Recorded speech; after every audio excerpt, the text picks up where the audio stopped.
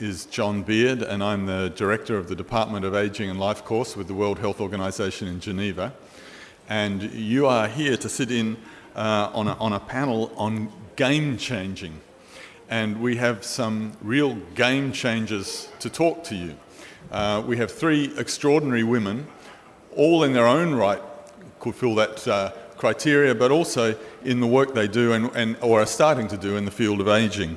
So I'll invite them to come up here with me. The first is Noor Al-Maki Al-Jahani, who is the Executive Director of the Doha International Family Institute in Qatar. The next is Ms. Sally Sussman, who is the Executive Vice President, Policy, External Affairs and Communications for Pfizer, USA. And the third will be Ms. Anne Connolly, who's the Director of the Aging Well Network from Dublin in Ireland. And she was here, where's she gone? Okay, well she'll come up here sometime. So the way we're going to run this panel is each of the panelists will do a brief presentation and we will just run through them one after the other. We will then have a conversation up on stage, and I think you'll find it interesting. We had some initial discussions in one of the back rooms, and here's Anne. We had some very interesting discussions in one of the back rooms here, and we will try and keep it informal, and I will try and push them a little bit to the boundaries of their comfort zones. So what you're about to see is not planned. We don't know where it'll lead. But then afterwards, you will get the chance to ask your own questions, and hopefully that will stimulate some further dialogue. So without further ado, I think we'll start the presentations, and I'll ask Noor to come up here and give the first one.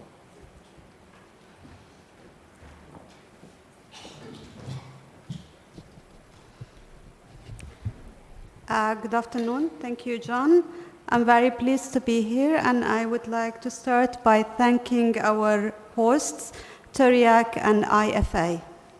I will be speaking today on the rights of older women in the Arab world. I just put this, just this slide. You don't need to. Let's put this one. Okay. I will be talking today on the rights of older women in the Arab world. You would think that demographic aging would put the rights of older persons as a priority issue. Unfortunately, you're mistaken. I'm here to talk about the rights of older women in the Arab region, and let me set the scene. Forces have come to play in the Arab region that will institute deep changes in media, politics, and society.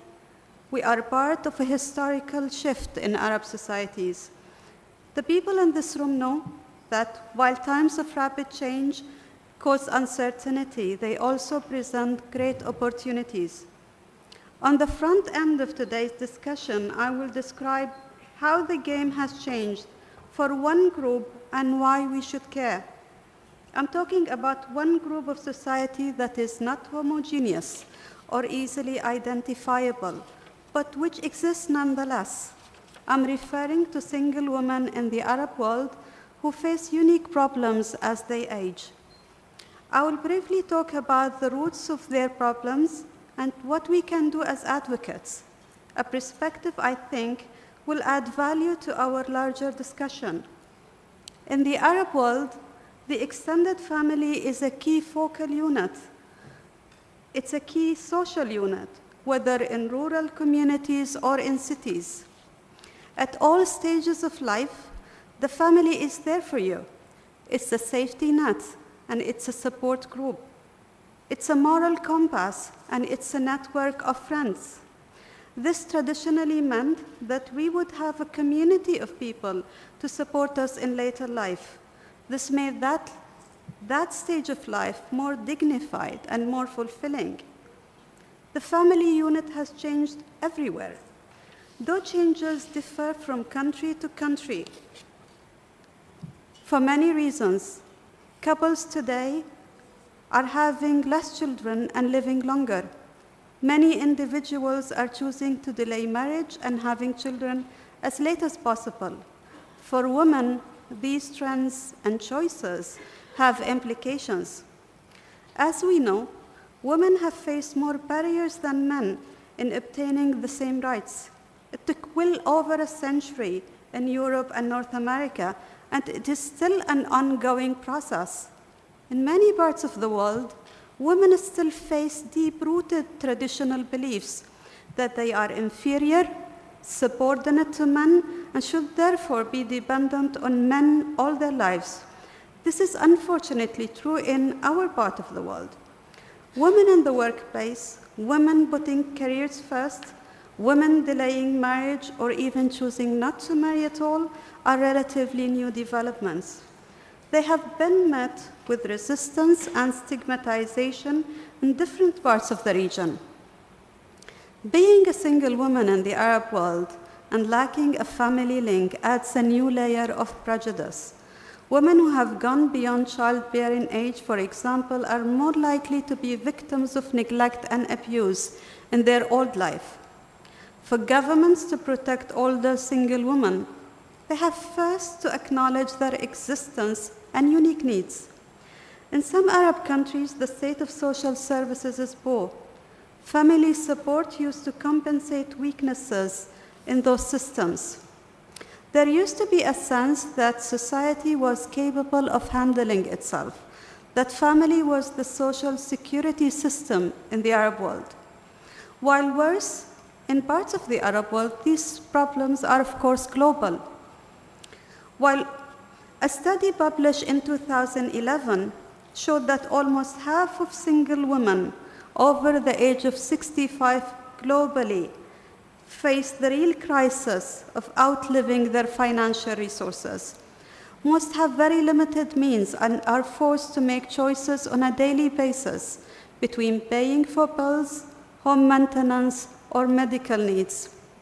To illustrate how the problem is often amplified in the Middle East, I can even tell you stories about how women have been asked to forfeit their inheritance or savings for their male family members because it was thought they need them less, or simply because they were expected to do so. Not surprisingly, new research shows that economic insecurity about single senior women is on the rise. Between 2004 and 2008, before the impact of the global recession, economic insecurity among this group increased by 1/3. So the situation we face, one we're increasingly addressing at the Doha International Family Institute, is discrimination against aging women in our region, especially aging single women. We intend to focus more attention on this critical group. The economic, social, and cultural hurdles this group faces, which have become clearer in this time of rapid change, expose the full scale and scope of the work that lies ahead. I believe if we focus our efforts on this key group, we will better understand the problems facing larger segments of society, women, or the broader aging community, for example, and ultimately help more people. The solutions we will come up with require challenging gender stereotyping and a fundamental shift in how we view population aging, or women, or single people. Right now, individuals, advocates, and decision makers in this room have a powerful tool for global political action and advocacy for the rights of older women. The legally binding United Nations Convention on the Elimination of All Forms of Discrimination Against Women, or CEDAW, adopted a general recommendation in 2010 on the rights of older women. This GR outlines to governments their legal obligations towards older women. The GR recognizes not only age discrimination as a global problem, but discrimination against women specifically because of age. Very soon, we're going to have the new independent expert on the rights of older persons. As you know, this mandate has been created recently by the Human Rights Council. For the future, the Doha International Family Institute is trying to fill critical knowledge gaps influence policies, and empower advocates to take on key issues in our region. We feel that understanding how the family unit is changing is essential to addressing many of the pressing issues we face. In December, the IFI is organizing an international seminar on population dynamics and the Arab family. Then, we will discuss new information on single women in the Arab world, information we hope will break the silence and fuel a robust discussion on a looming problem we cannot ignore. Previously, the IFI provided research grants to support research on aging in many parts of the world, and we organized several expert group meetings with various UN entities on population aging and its implications on the family. We will continue our advocacy for the rights of older persons.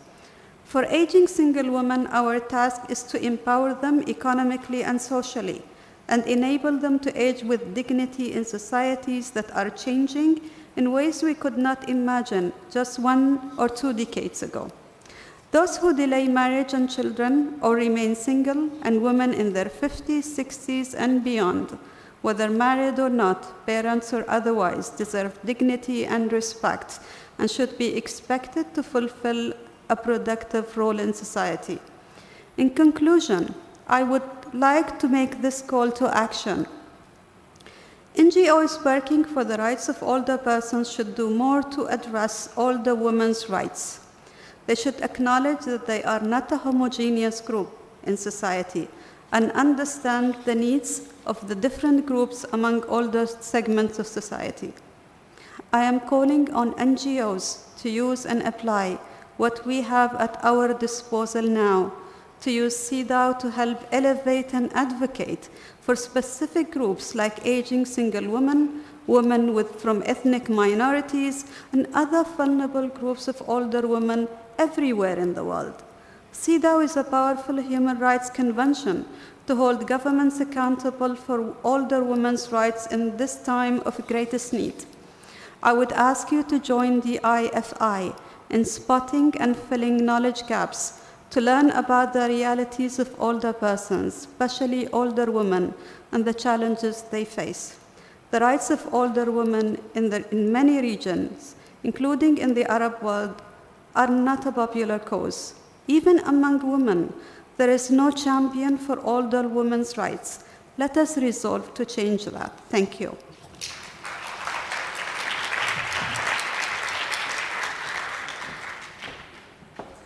And now I'll ask Sally to give her presentation. Thank you, Jahan, for organizing us into this panel. And I very much want to congratulate you, Noor, on those very personally profound and comments of your thoughts and the important work of your institute. Again, my name is Sally Sussman. I'm head of corporate affairs at Pfizer. And I want to tell you how happy I am to be here, and in particular to welcome my Pfizer colleagues from Pfizer Istanbul. If you've not seen our booth, please come by. It's warm and welcome, and we hope you'll come and see what we're talking about. It's also very nice to see many former Pfizer colleagues here this afternoon. We're a collection of alumni around the world. It's a little bit surprising to me to find myself here. I'm not an expert on aging. My field is corporate affairs. So what that means is, on behalf of Pfizer, I do 3 things. 1, communications. 2, government relations. And 3, corporate responsibility. I lead a team on behalf of a big company, and the reason that a role like mine exists is because of a game-changing set of circumstances that happened about 25, 30 years ago. And what the game change was at that time was the rise of a stakeholder movement where big companies like Pfizer and others suddenly had to take into consideration external groups, activists, labor leaders, environmentalists, patient groups. And the other game-changing event was the rise of social media. And when these 2 things happened, about 30 years ago, there was a creation of a function that I now lead. I think we're at one of those moments again, when there's a set of circumstances happening in the world that's going to create significant change. That is the rise of the aging movement. Over the last 100 years, we've gained 30 years of longevity. So chances are you're going to live 25 years longer than your grandparents. And my grandmother just passed away last month at 101. So when I do the math on that, I think I might live to 126. I think I better take better care of myself. 1 in every 3 babies born in America today will live past 100. So these rapidly changing demographics lead to some very interesting questions. What does it mean for the individual? How do I need to take care of myself? How long will I need to work? How much money do I need? For families and societies, how will I care for those I love? And for governments, how will we pay for this? All of these questions have been ruminated over for many years at Pfizer, but recently we launched a program called Get Old. It was intended to be bold, dramatic, conversation-starting, provocative type of program. And some people said to me, "It sounds like a good idea, Sally, but I don't like the name, Get Old. I prefer live happy, long life." And that's fine. We can have the conversation in any language we want to, but we purposefully picked these the bold phrase, Get Old, because we wanted to try to have a different, real conversation. So, for example, one of the Get Old activities we had is something called Claim Your Age Day, where we ask people all across New York and around the United States to tell us their age. It was fascinating. People would tell you their weight. They would tell you how much money they had in the bank, but they would not tell you their age. So we started this movement, and I'll keep it going to say I'm 51.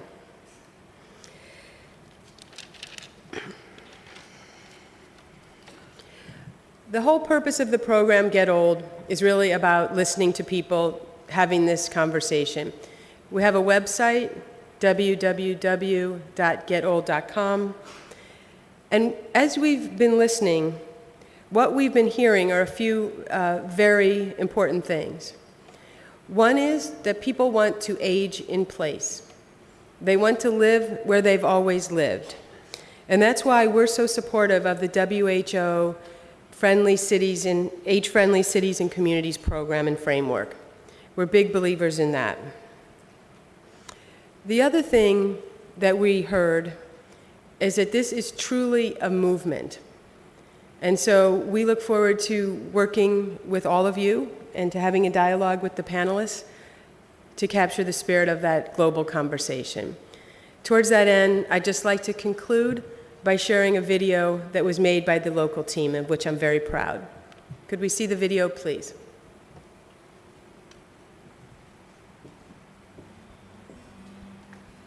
Bizden önceki nesillerden daha çok yaşıyoruz. Bunda şaşılacak bir şey yok. Pfizer olarak işimizi doğru yaptığımız sürece bunun bir etkisi olacak elbette. Daha çok yaşayacağız. Bize göre bu yalnızca daha uzun değil, daha iyi ve dolu dolu yaşaman demek. Daha çok yaşarsan daha çok şey görürsün. Daha çok şey yapar, daha çok paylaşırsın. Yeni yerler, yeni insanlar keşfedersin. Daha çok başarı tadarsın. Ve elbette daha çok hayal kırıklığı. Ama bu da çok yaşamak değil midir zaten? Yalnızca daha uzun değil, doyasıya yaşamaktır asıl olan. En verimli dönemini 30'unda yaşamak. Ya da 50'inde. Veya kendini yaşamın tam ortasında hissettiğin herhangi bir yaşta. Gelmesinden korktuğun günleri iple çektiğin zamanlara dönüştürmek. Yaşamak işte. Ne uğruna yaşadığını keşfedecek kadar uzun, deneyimini mutluluğa çevirebilecek kadar anlamlı. Senin işin hayallerin için çalışmak. Bizim Pfizer'deki işimiz ise onlara ulaşacağın kadar iyi ve çok yaşamanı sağlamak. Sen çok yaşa. Daha mutlu, daha sağlıklı, yıllarına yıl katarak, acısıyla tatlısıyla senin olan hatıralar edinerek, merak etmekten, keşfetmekten hiç vazgeçmeden yaşa. Sen çok yaşa.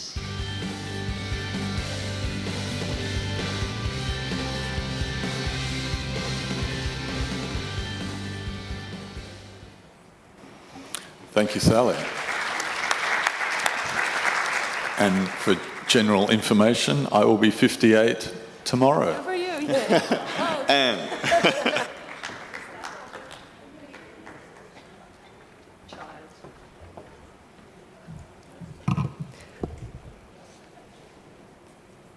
Can you put my presentation on, please?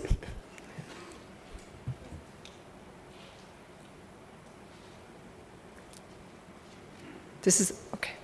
While it's starting, could I say, I think this is a great title for a discussion, a dialogue that's badly needed. Demographic shift requires game-changing approaches, game changers, and innovation. So I'd like to congratulate IFA for putting this on the agenda today. It's great to have such a varied panel. I think the issue of single women across the world, and particularly in the Arab world, is very much a neglected issue, and I'm delighted to see it on the table. But as is the engagement of business in the challenges ahead. So I would like to follow that by talking very personally, I suppose. This is a very personal take on what I see are the big issues. I arrived on planet ageing about 7 years ago, and I knew absolutely nothing about ageing. My father was only 86, my mother was only 80, they're now 93 and 86 respectively, so ageing just wasn't on my horizon. And I went on a steep learning curve. I'm still on a steep learning curve. So what I want to talk to you about are the reflections I had at the time when I went into this world, the many, many mistakes I made and the lessons learned from it, and some ideas about what we need to do in the future. So briefly, I want to talk to you about what I think is, what exactly is the nature of the problem we're trying to solve, why the silos we're operating in are real barriers, what we can learn from previous movements, and maybe some of the tactics for the way forward. So I suppose by starting to say, the first thing that struck me most forcibly when I arrived was the calibre of people involved in ageing. Extraordinary people in NGOs, service providers, academics, expert, passionate, committed, but working completely isolated in silos that didn't connect, and with governments who were able to ignore the issue, partly because they only operate in 5-year electoral cycles anyway, and partly because there weren't the feet on the street to make them take notice. So the challenge I was given at the time was not easy, was to try and identify what the issues were, who the stakeholders might be, and how you might converge them into a coherent and targeted alliance aiming to address the really, really big issues. So that meant reaching out to players not previously involved, and that particularly the business community. But it was also about individual leaders with passion who wanted to join in. And it was about engaging government. But when you engage government and their agencies, you have to operate in a very different way. You cannot become or be an advocacy body. So when we went to look for a model, an off-the-shelf model preferably, because I'm by nature lazy, there was none. And therefore we had to invent it. And we had a former Prime Minister years ago who was credited with the words which he later denied, That's all very well in practice, but is it going to work in theory? And we're now 7 years later at a stage where we've something that's working in practice, and I'm trying to wrap some sort of academic theory around it so it looks good, sounds good on a stage like this. But what we had to do was bring people together in an uneasy alliance, get them to build relationships, build trust, and if possible, fast-track that process. So there was lots of residential meetings. There was lots of staying up late, encouraging people to stay late at the bar. There was lots of, in fact, speed dating processes as we introduced people in business to academia, to the world of business, service provision, NGOs, advocacies, etc. But the other issue is we had to deal with the fact that the issues seem to cross health, income security, engagement. So our starting point was to try and create a mnemonic of holding it all together. So we came up with the idea that it's about health, it's about wealth, it's about happiness, it's about home and community, the drivers of well-being of older adults. And it's about putting government all around that as well. But the real challenge was being able to create a joined-up agenda in which the various stakeholders across the sectors could look and identify what the issues were and what the solutions were going to be. In the end, we've come up with a definition, a problem statement, as it were. And this took some time because I kept being challenged by the fact that people kept suggesting the agenda was very different and putting the elements of their agenda in competition with each other rather than an alignment. And so, being a slow learner, it took a while before the clunk moment arrived in which I said, actually, this is about 3 issues, and they have to align, and we have to be able to develop a compelling message about those issues and take the actions needed to address them. So it is, in the first place, I believe, about the fact that the quality of life for too many older adults is unnecessarily poor. It's correctable.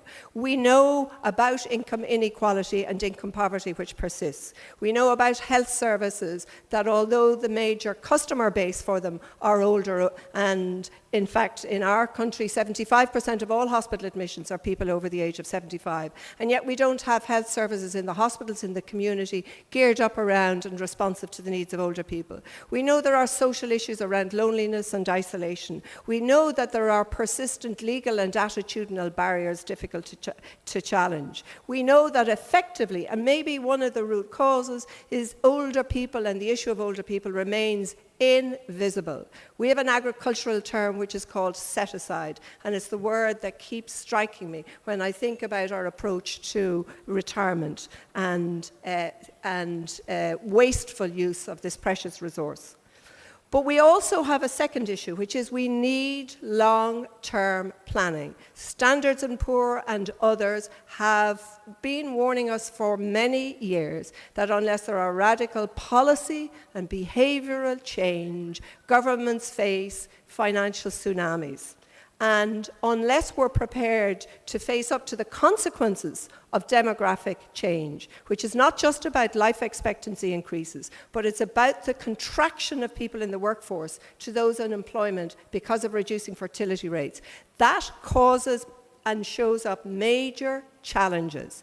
And the challenges thrown up, whether it's about the prevention of chronic health diseases, migrating care out of hospitals into the home, enabling people to stay working later in the workforce, transforming our communities into being age-friendly. Not one of those challenges is within the reach of any one government or agency, inventor, or investor or company. It will require a collaboration of all the stakeholders to address the solutions that are badly required.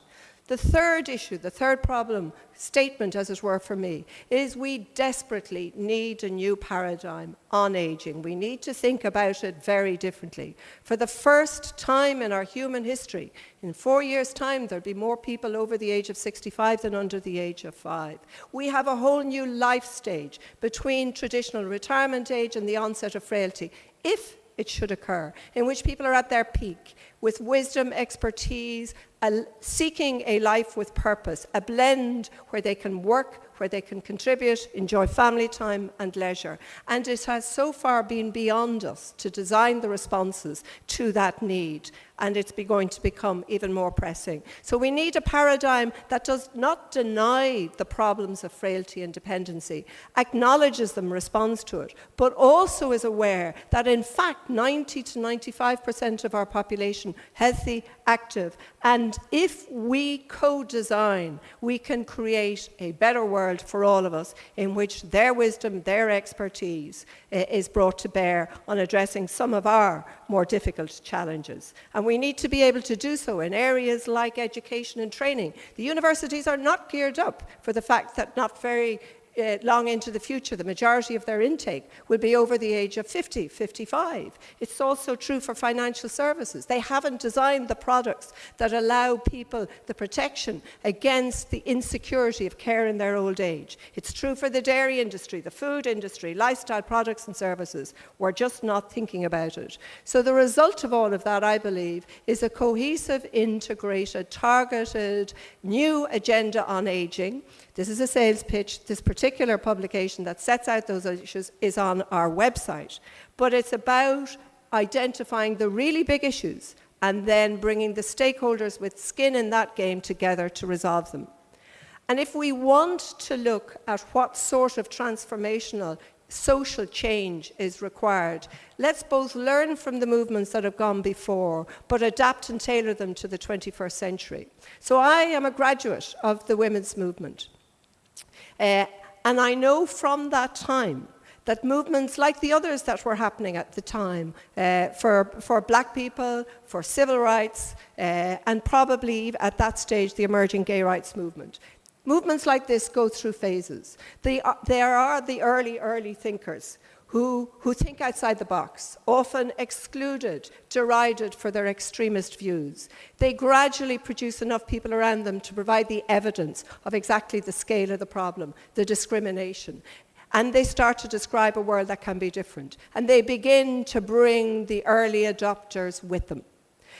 At that stage, they're a bottom-up, structureless, global, viral movement that will go wherever it goes. It goes through a mainstreaming phase in which gradually governments, through laws, begin to address and improve the problems. Organizations, employers begin to respond and see the benefits, and eventually structures and leadership emerge.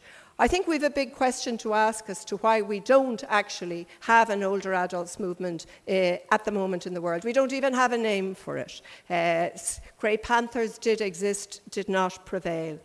Maybe we don't need to follow the pathways of traditional movements. Maybe we need to get smarter, and maybe we need to deploy some of the 21st century instruments of social change. But in doing so, we need to be aware that change, if you're trying to make it happen, happens above a waterline and below a waterline like an iceberg. There are the hard, tangible things that we need to focus on. It's about changing the laws. It's about an alliance of all those different stakeholders, coherent and focused. It's about champions and thought leaders. It's about a core compelling message. It's about the leaders who are able to say, we, not you. They're the easy things. But it's whole system change that has to happen above and below the waterline. It's the attitudes. It's the pervasive ageism, just as destructive and mealy-mouthed as sexism was. We have to have the courage to challenge the language that exists out there. We have to address the fears of change. We have to address the potential for intergenerational conflicts. All of those are issues that need to be on our agenda. So in concluding, and with strong signals from John on my left, I want to just draw one or two suggestions together in terms of how we need to focus. I have to say I congratulate IFA very strongly for reaching out, engaging governments and engaging business, along with the very strong NGO and academic partners they already have.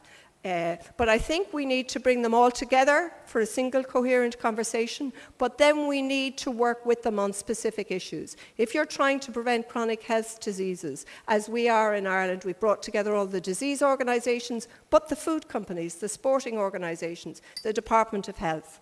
Secondly, we need new ways of working and influencing change. We do need to be able to come out with a common, a coherent and a compelling message so that anybody outside gets it as to what exactly the issue is we're trying to resolve. We need to be able to reach out and engage the graduates from all of those liberation movements. They started turning 65 years, 2 years ago, and the protest is in their DNA, and they would make fantastic players in this area. And let's play the really strong card. There's nobody in the world that doesn't have skin in the game of aging. All of us have an interest in a better, older age. So thank you very much. Look forward to the discussion that follows. And thank you, Anne. Now, there are three very different speeches and three wonderfully passionate people, and somehow we've got to tease into some more depth. So I've got 4 themes in my mind that, as I was listening to them, that I'd like to explore a little bit. And the first, well, in fact, the first 2, I think I'll talk about the first 2 together. It touches what Noor was talking about, which is the issue of older women. But the reason I'm going to link that is the other is I'm just wondering, what is the role for family these days? And is it the same as it was in 1950, and will it be the same in 2050? So let's come to the role of older women. One of the things that strikes me when I engage with women's groups, and I was the director of gender at WHO for a while, and I would talk to women who were passionate about breast cancer or passionate about cervix cancer. When I talk about older women, they just shut right off. They weren't interested at all. Even the women's health people weren't interested in older women, and I'm wondering how we can change that. And it's not just an issue in the Middle East. In Europe today, 40% of older women live alone. What does that mean? What does it mean for their well-being, their sense of loneliness, isolation? And what does it mean for who's going to provide care for them? So I'd like the panelists to maybe explore a little bit the issue of women in a bit more depth, but thinking about the role of women, and is it likely to change from being the traditional carer to being a professional woman? Is that inevitable? Or I was having a chat with Noor earlier, and she suggested that women actually need to have the right to be able to choose family. So I might turn that one to you to talk about that a little bit first, Noor, but then ask the others to comment. I think it's this gender stereotyping. As women, we are asked or approached in a dichotomy. You're either in the home or in the workplace. You cannot have both, okay? And recently we've been seeing a lot of devaluing the role that women have in the family. And we need to, again, to claim that role and say, this is a very important role, and women should have the choice to stay at home and be mothers or continue work. I don't think that we have, all women should follow up one-size-fits-all agenda. We need to see women all over the world, and I've been seeing a lot of women who've been told that if you don't leave the home and go and work, what happens if you get divorced? What happens if your husband dies? And these things do happen, okay? But at the same time, we are devaluing the value of family life and what women are doing in there. I believe that we should respect women's choices, and we should acknowledge that we don't live in separate worlds. We don't live in vacuums. None of us live 24 hours in work.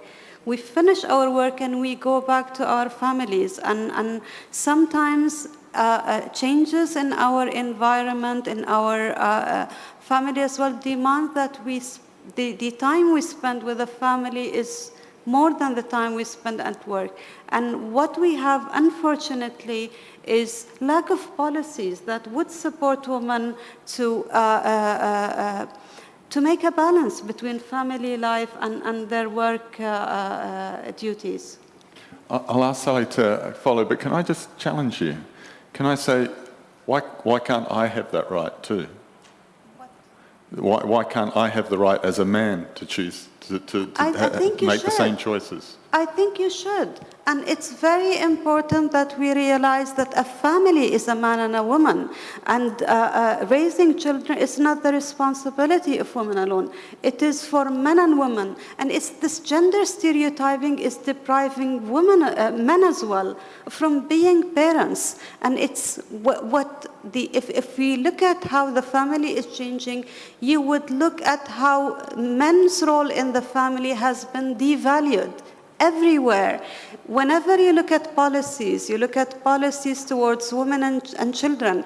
And I heard a very nice term to describe that. It's the lifeboat approach. The boat is sinking, so get them women and children out and leave the men to die in the boat. I think we need to reconsider and we need to acknowledge that for families to continue and to thrive, we need to again look at the value of the role of men in the family. John is just feeling a little insecure because he's on a panel with three very strong-willed women here this afternoon. This is a fascinating conversation. There's so many different things I want to say all at the same time, but first, I really have to congratulate Anne on those incredibly passionate remarks. They're fantastic. I learned a lot from your presentation. And there is a feeling that it's movement-like, you know, and if for women's movement, gay movement, civil rights, that there's a stirring that's happening that's really exciting to be a part of. Three comments in particular about the question of women in particular. Before I was with Pfizer, I worked at a global beauty company. And you can very quickly see in the beauty business, at about 35, women disappear. They disappear from the advertising, they disappear from the customer outreach. When we see advertising for anti-aging products, they're being targeted at women in their late 20s and early 30s. And I see a few heads nodding in the room that no, it's really true. Second, Pfizer is a research company. At our heart, we really care about researching, discovering new things. So when we started this Get Old journey, we did a lot of research. And we found that one of the most stressed out members of society is actually the working mom, the young mom, because in many cases, she's caring for her young children, trying to get them to school, get them vaccinated, get the home together. But due to longevity, she's also caring for her aging parents. And that the pressure and the squeeze on these women in their 20s, 30s, 40s is very extreme. And then my last point I wanted to make just from the dynamic conversation is I think we really need to think about technology and making sure that older women have access to technology, that they understand technology. I was talking with an older friend of mine, and she wanted to travel, and she wanted to take a flight from New York to Florida. But the only way you can make a reservation on JetBlue Airlines is online. And this lady did not know how to do that. And so I think there's a real digital divide that happens for older people if they don't have access and ability to use and have understanding of technology. So lots to think about. Anne, you were in the women's movement? I was.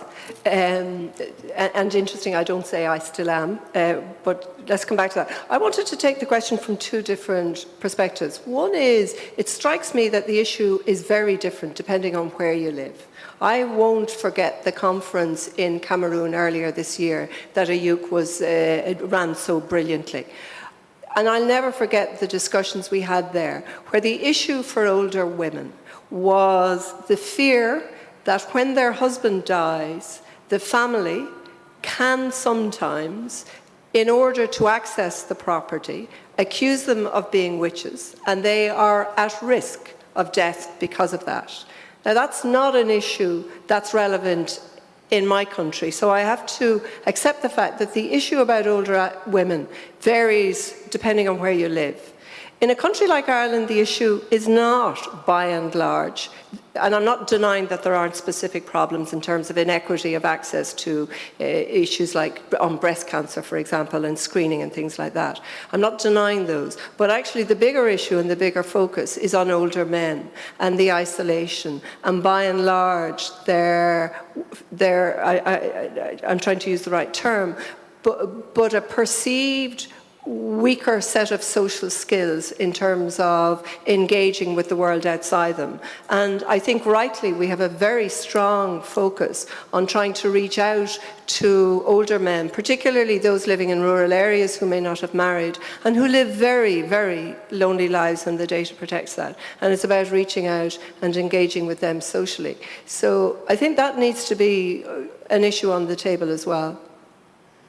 Thanks, Anne. And actually one of the things as an Australian, I'm very proud of it. In Australia, they have a fantastic program called Men's Sheds. And it goes back to this idea that every man needs a shed where you go and you do things, because men like doing things. But they have these sheds that men go to, and it actually teaches us to socialise. It's quite a shock, I guess, for some of us. But, so, Anne, you also talked about diversity, I think, and how many different components there are of this agenda on ageing. And it strikes me that that's one of the challenges we have in game changing. Politicians like very focused, simple things where there's a magic bullet that works within the next 2 or 3 years, and yet for ageing, as we've heard, there's all these dimensions. There's gender dimensions, there's older people who are healthy and still able to contribute and want to participate, and there's older people who need care, and that's a complex set of challenges and opportunities. And I'm wondering how we can distill that message, because I'm sure if we can come up at this table right now with one phrase that covers it all, it'll help. I think you're raising an issue that goes to the heart of the challenge we have to face. I think the solution, effective, sustainable solutions to the big challenges that the demographic shift pose will only come about when we have a collaboration between older adults themselves dictating, as it were, the agenda, the inventors, the companies, the investors, the NGOs, the service providers, and most importantly, government, collaborating to develop, trial, and commercialise the responses that are going to be required. I think the only way you do that is by aligning around areas of common interest. So, for example, governments do operate in 5-year cycles, but they have particular issues they're very concerned about as priorities. So if I take what we're doing in Ireland, where focus is on government reform, local government reform, and reducing the costs of keeping people in long-stay residential care and migrating that into the home. They're very good areas where it's possible to align because they want to see change, where the business community have a critical partnership role to play in developing the solutions, and where we have an OPRA program of older people remaining at home, which is an alliance of all those players at local level to design much more effective solutions with better outcomes to enable people who would otherwise be going into residential care to stay happily living at home more independently, where technology is part of the solution, but also where the community organisations are also part of the solution. So it's a genuine partnership of people with a common interest in making better outcomes happen. And I think that's the only way you'll get the collaborations required. It's more than one phrase though, isn't it? Oh, sorry. I thought you were looking, I was answering the first part of the question. Noor, what about you? You do fantastic work with families. Is that the key? I believe it's a key. And I want to address that, and I want to start first by thinking of the movement that of a movement for aging or for the rights of older people. And I think what lacks in here is that we do not document the violations of older people's human rights. This is what is lacking. If you go to Geneva and look at the work of treaty bodies, You don't see anyone talking about the human rights of older persons because NGOs are not there. And I was telling John in the morning, as an expert in the CEDAW committee, we are still in session. I came for this meeting. This session, we've been talking a lot about the rights of older women. That's because we had good reports coming from an NGO, from Help Age International. If we do that, if we engage with the treaty bodies, and we're going to have an independent expert very soon, let's document the violations, and from that, we will have a movement. We will have a convention maybe later. But if we continue to talk amongst ourselves about and trying to get people to take on this advocacy for older people, they will not do it unless they see the evidence. This is what happened with the disability, and this is why we managed to have a convention on disability. I want to go back to the issue of family, and I believe it's the solution for all the problems is in the family. A month ago, I was reading an article about the care of older people, and it shocked me. The writer was defending why we need more institutions built to house older people. And she said, because the family is not there anymore, we need to build institutions. And she was putting an agenda for build institutions. Do you want to age in an institution? Who in this room wants to end up in an institution? I believe none of us. Okay, we don't want to build institutions. We want to age in families. And this is why we need to talk to governments and tell them, instead of that money put into building institutions, let's put that money in helping families, in strengthening families, in enabling families to stay together. And unfortunately, in some countries, they made it so hard for families to stay together that they have to get divorced to get social service. A social service for individuals is much more than the social service that will be given to a family. With that mentality, we are breaking down families everywhere. And my take on this is the answer that we need to strengthen families. And when in strengthening families, we have to acknowledge that we need to strengthen families with families that women have a role in them. We need to look at the power balance in families, and this is very important to strengthen families. Thanks. Sally, any? Yeah. I don't have a catchphrase for your movement, although I've been sitting here trying to think of one. But I actually think the movement is well underway, and that it's like all movements, it's about power.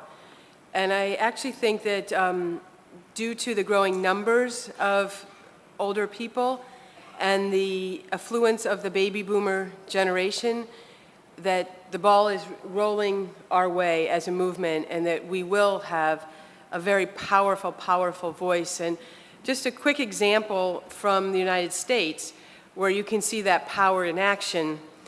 In case you haven't heard, the US government is shut down right now. And among the biggest political concern you hear the elected leaders saying is their fear for Social Security benefits, Medicare payments, and you can quite clearly feel the influence of older people in this current debate that's going on. So I'll work on the slogan, but I think the power is already there. All right, John, this is where, going back to your question, this is where the broad alliance is needed. Where are the copywriters in the room, and where are the marketeers in the room? Well, it leads to my next question, which is everybody here has spoken a little bit about stereotypes, and you have this fantastic Get Old initiative, which incidentally, Sally was telling me has had 400,000 hits. So, I mean, that's quite a reach. What can we do to start breaking down the ageist stereotypes, the gender stereotypes? What are the next steps? Is it just some social marketing like this, or how do we move? I think we need to do more of what we're doing this afternoon, which is we need to talk about it. And it's putting the issues, whether they're, I mean, you brought it up before about sexuality in elderly. You see, we were talking about this before and they knew I was going to ask, so now they're trying to get in before me. The way to make a taboo topic not a taboo topic is to talk about it. And so I feel this is an incredibly important dialogue and meeting and conference just for this very purpose. And on sexuality, the issue was that we seem as a society to deny older people the right to be sexual. There's very good evidence that both men and women continue to have sexual desire well into older age, and yet we try to pretend it doesn't happen. And one of the questions I'm wondering is, as we see more and more single people living into older age, particularly women, is there going to be a different type of sexual revolution? Well, before we get to sex, can we go back a step? I think if I contrast the sort of older adults movement, for want of a better phrase, because we have to change language, and the elderly, and words like that, I think it's very difficult across countries to find the words that work best, because in the United States they defend the use of the word seniors, whereas we think it quite a pejorative term by and large. So it's not an easy challenge to get a word or two words that will translate borders and cultures. But I think we need to persist in it, and older adults, it certainly for us is the politically correct term that we use at the moment. And I think language is important. I've no hesitation in challenging people, particularly in the media, about the language they use, because that actually is about challenging the underpinning assumptions that prevail.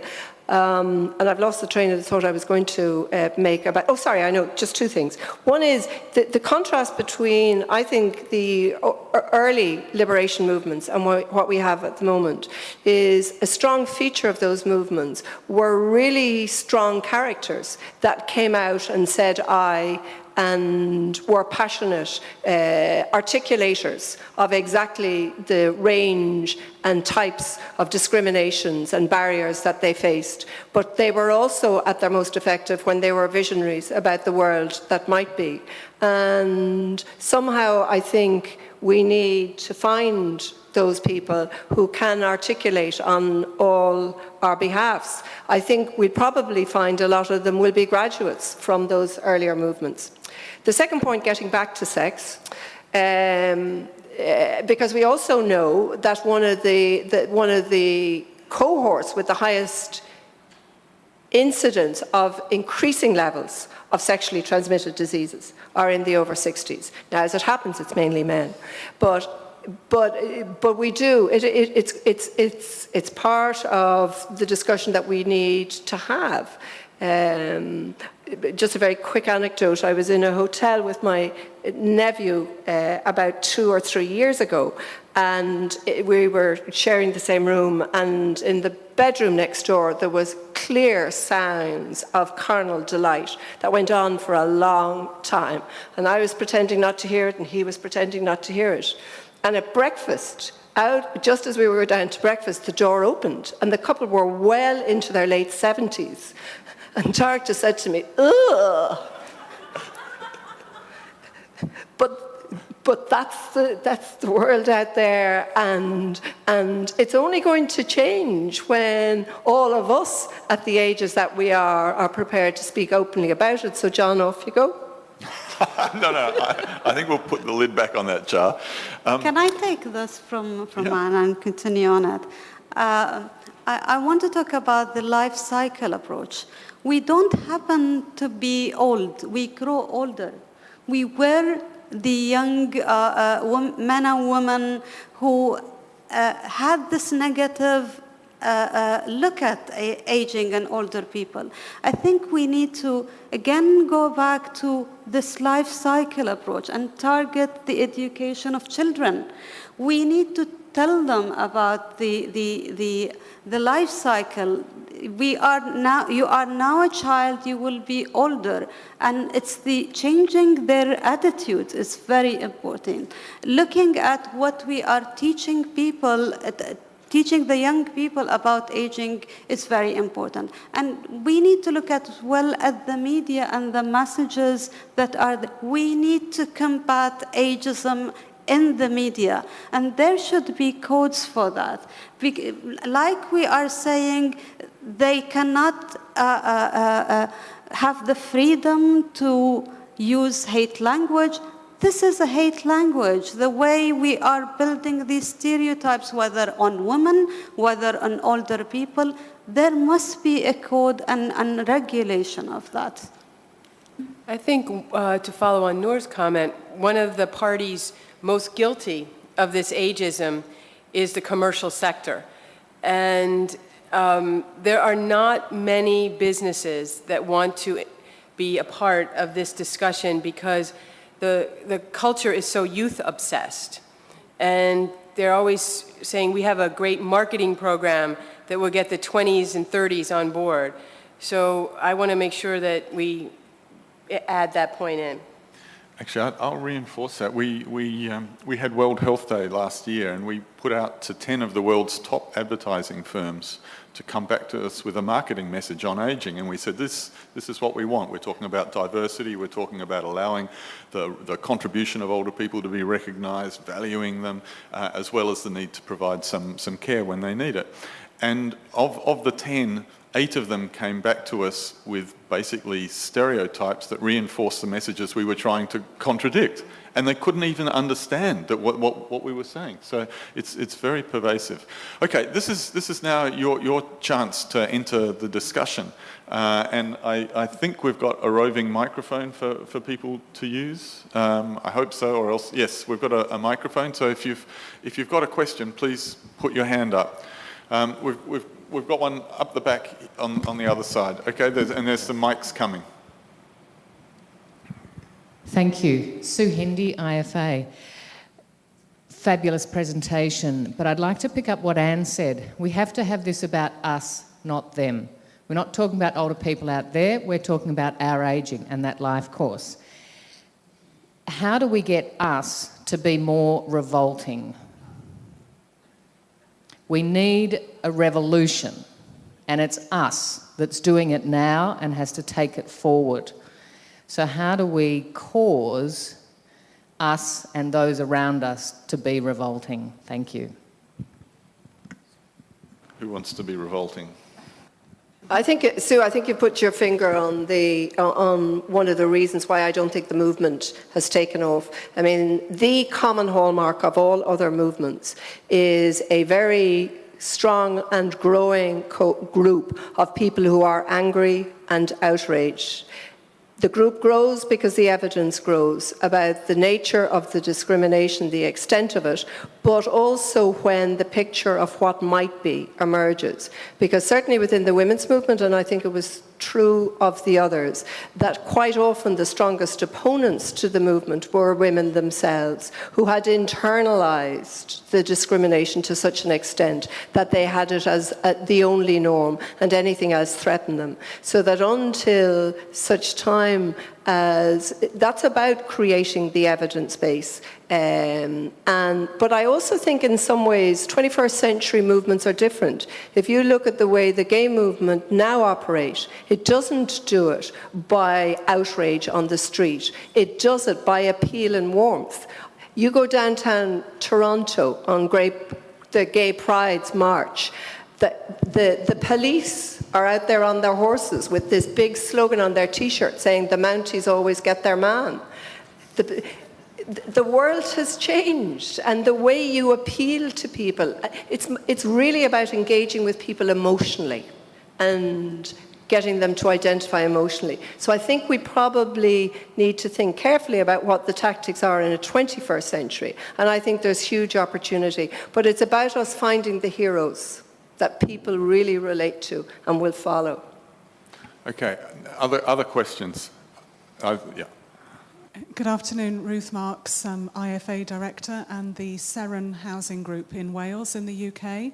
And I'd be interested in the panel's views. You've spoken about your work with families, your work with governments, and your work with business, and obviously in terms of marketing and messaging. And I just wonder, where are older people's voices and older people's experiences in the range of extensive work that you're all involved with? And if there's an opportunity to hear a brief comment from each of the speakers, that would be fascinating. Thank you very much indeed. I'll be quick, but one of the things we've learned from listening through our website is that there have been many people posting their personal stories, and the most popular one is of a gentleman who's 94 years old. He's a blind painter. I know it seems impossible, but it's actually incredible. And one of the things we're trying to do, and we're just beginning, is to give voice to people to tell their own stories, because it's a really important factor. Yeah. In our part of the world, the elderly still, or older people still have a very important position in the society. So I don't have that rage that we're talking about, because we're not there yet, and I hope we don't get there to a stage where we want to defend the rights of older people desperately. But let me go back to the life course approach thing. And I think maybe this would be a key to moving this movement forward.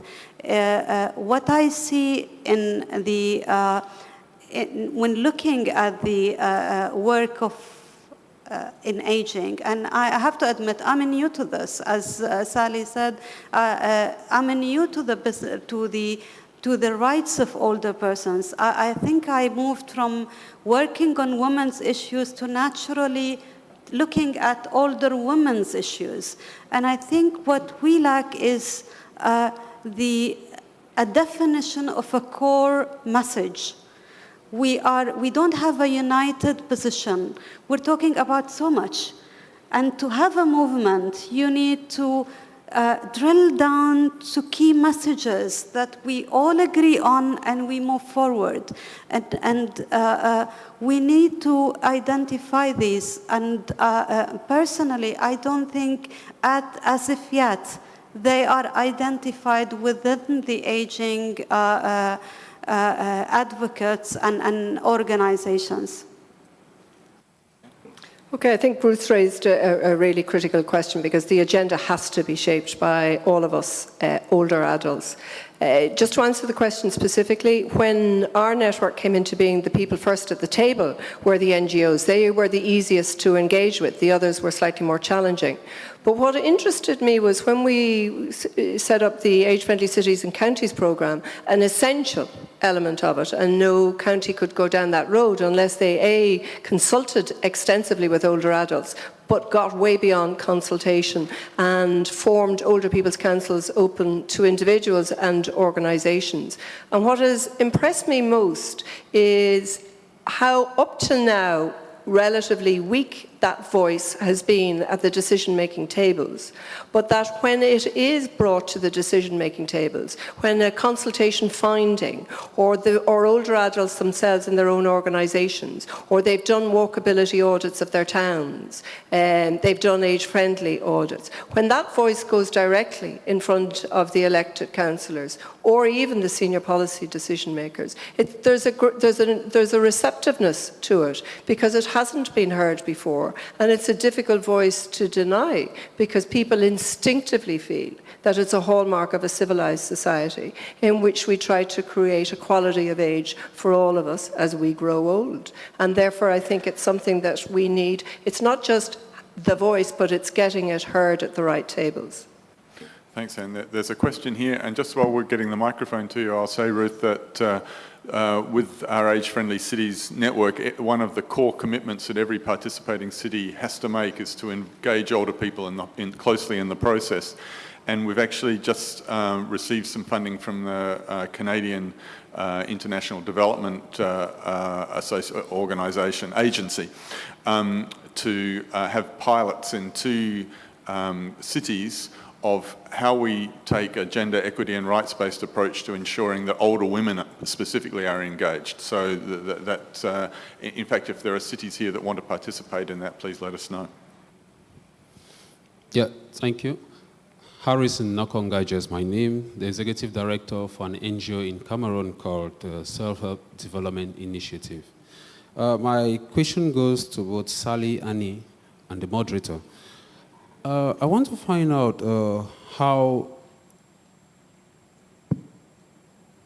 Faisal and Annie, how you are working to see that the aspect of the aging is well implanted in Africa, working with the government and working with the civil society organizations, taking into consideration that most African countries, the government's policy on the aging is not really active.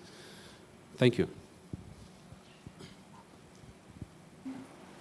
That's a really excellent question. I don't have a really excellent answer, to tell you the truth. I am aware of the problem. I'm actually going to be in several countries in Africa next month working on vaccination issues. And we see a fledgling infrastructure and a fledgling willingness to take on more of these difficult problems. But we started our program in the United States because it's our home country. It's spread very quickly in Europe as a very strong discussion point. Both Africa and Asia are areas where we're still finding our footing. So I'd be happy to talk with you after the panel or at another point, and maybe I could learn from you some suggestions. It's a fantastic question, and if there's something I feel more passionate about than older women, it's actually aging in Africa. And it's a very different question in Africa. There's not the population tsunami.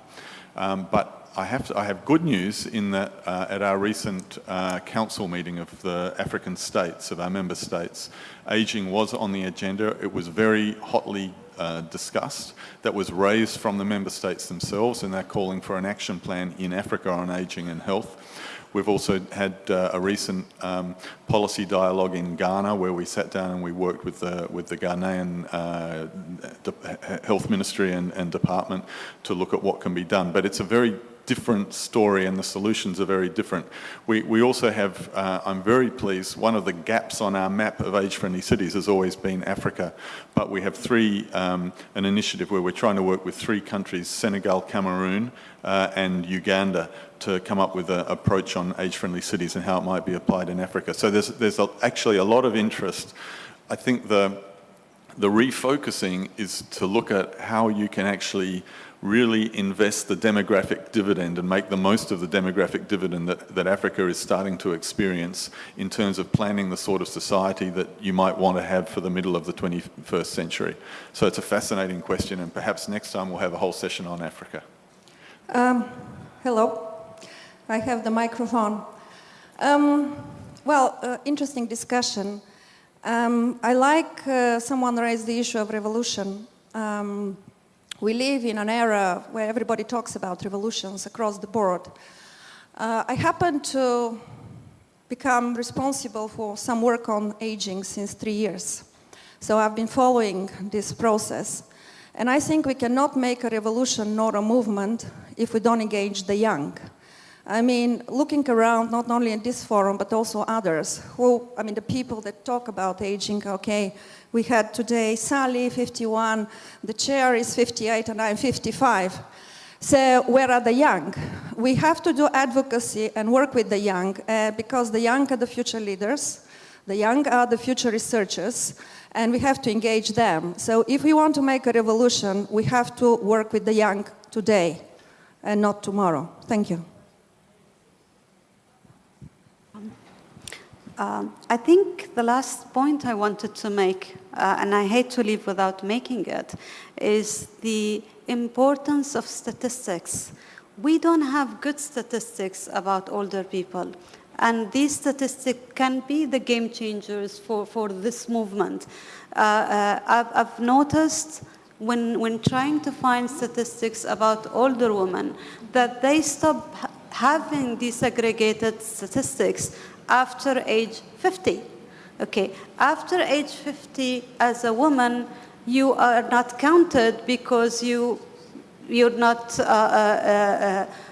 reproductive, and that's it. And we need to look at statistics, and we need to demand statistics from our governments and from the United Nations. We want to have these statistics. If you look at older women again, you would notice that if you look at the health services that are provided for them, you would see the limited services, the lack of services for both reproductive women, problems of menopause, problems with all the complications that come after that are not looked at because they're not counted. We need to have statistics across the board in health, in the labor market, and everywhere. This statistic could help move this movement forward. Have the mic? Yep, wherever you are. We'll have one more question. Good afternoon. I'm the translator of Mariqueta Vázquez from Spain, from a little women association, elderly women. It's Women for a Healthy Aging. From Spain, this association says that elderly people want to live by their own. And the problem with families is now, with our crisis, people is living in another country, so there is no family to take care of the elderly.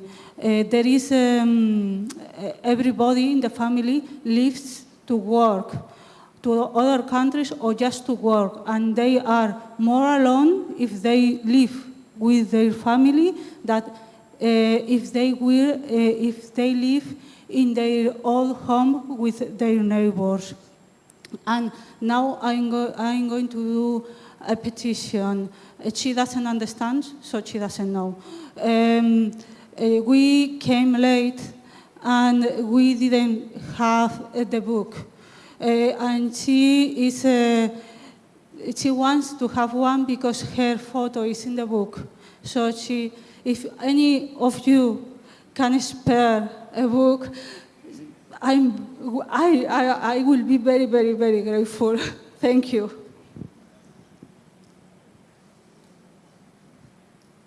I'll let one more question. There was one over here somewhere. Yeah. Actually, thank you. My name is Luke. I'm the executive director of an organization in Cameroon called Grassroots Development and Empowerment Action Platform. I wanted to support actually what the second to last speaker said about involving the young people in aging.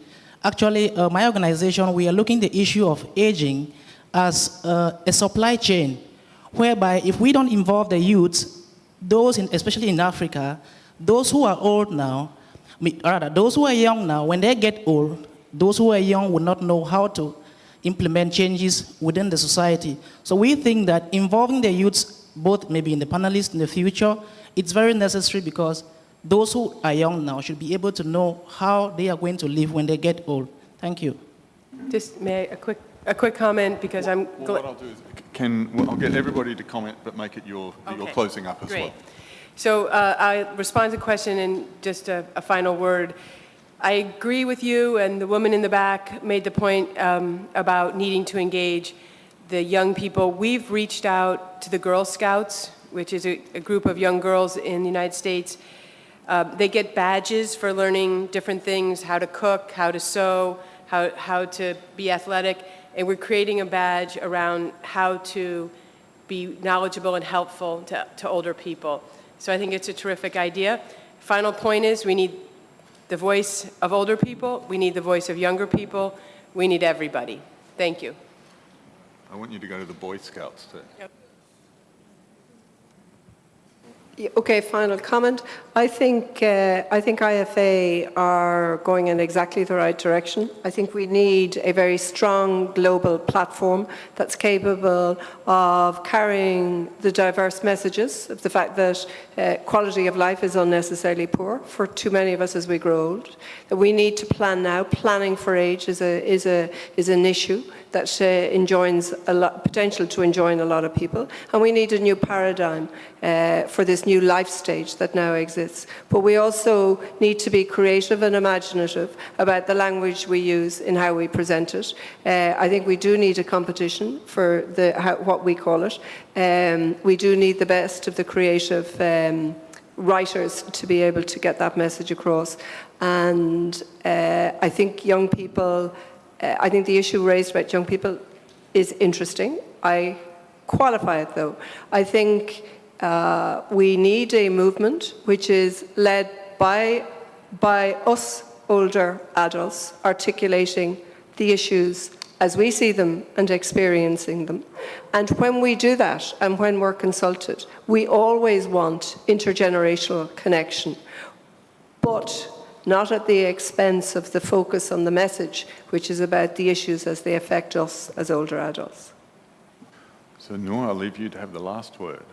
That's a great challenge after all the speakers. I think I will want again to emphasize stereotyping. We need to fight stereotyping of older people, of women, of older women. It's very important. And I agree, we need to think of the life cycle approach. We need to target the young people of today who will be the older people of tomorrow. This issue does not end with us. This is an important part of life, and we need to make sure that we continue and make the change for even future generations. We need to start with younger people.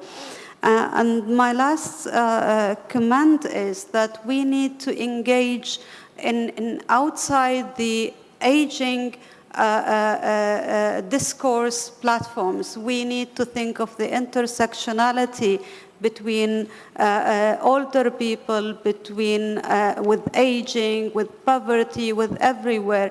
The discourse on aging should be everywhere. It should not be only in rooms where we talk only about older people. So thank you. Now, I know there's a lot more questions, but we've already eaten into the second session, so I have to close the meeting. But before I do, I'd just like to say thank you to our panelists. These people are game changers, and I think they demonstrated their passion and their experience, and I think you should show your appreciation for that.